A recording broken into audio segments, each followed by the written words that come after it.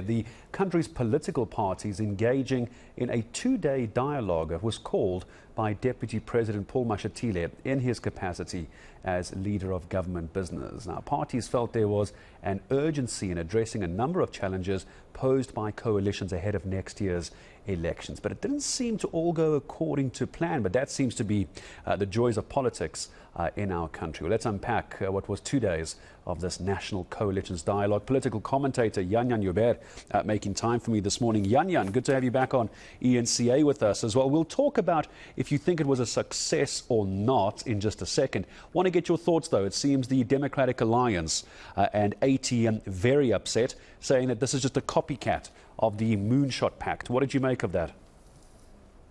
Good morning, Gareth. Good morning also to all the viewers.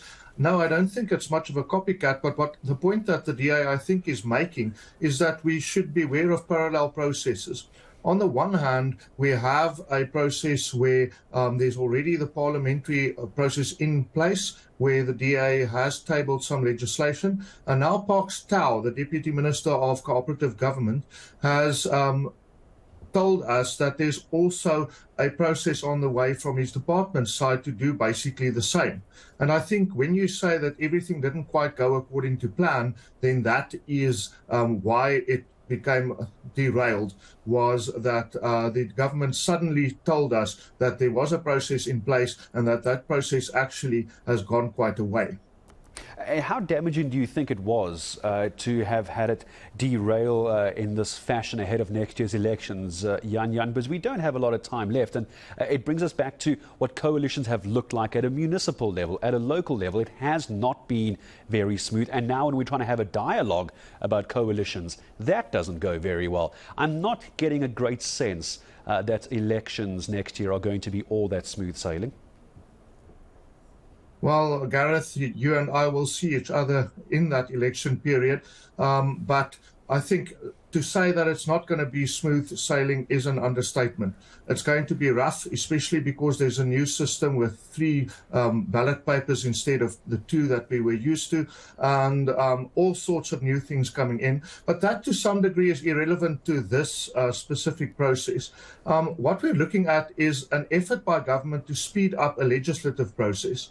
And that's not going to be easy because they are trying to work in the kind of detail that, for instance, the largest political party in the council must lead the council as such, which would, of course, favour the ANC and would be a big problem for all other parties who are trying to unseat it. What we see here as well is a little bit of principle, but a lot of realpolitik.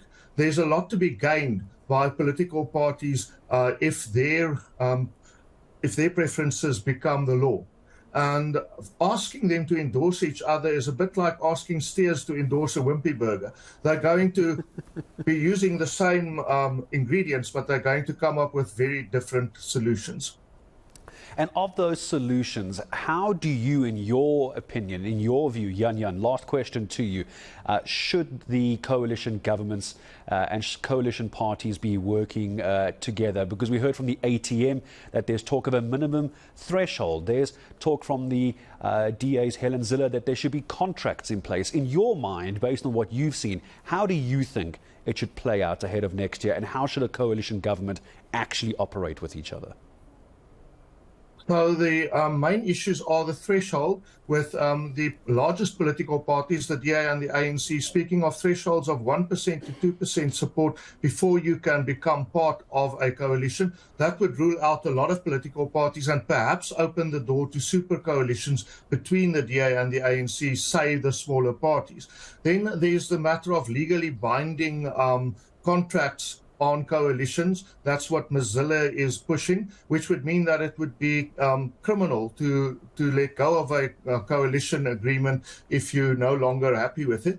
Then motions of no confidence. There are efforts, and these are perhaps the most important things and perhaps the most beneficial things to come out of today, and this weekend, is the motions of no confidence, where they say you should only have a motion of no confidence every 6 months. And then finally, the multi-party group, which is the DA, the Freedom Front Plus, the eNCA Freedom Party, and some smaller parties, they are very unhappy with the fact that the legislation has been developed by the Department of COCTA, and they are going to oppose that when they meet in about 2 weeks' time on the East Rand to try and find some sort of moonshot pact to unseat the ANC next year. Yeah, it's going to be a fascinating election as well, but as you say, it's going to be complicated. 3 ballot papers, various iterations of coalitions as well. As far as election education is concerned, Jan Jan, I feel like you and I are going to be talking in the build-up to next year's elections. Jan Jan Joubert, political commentator,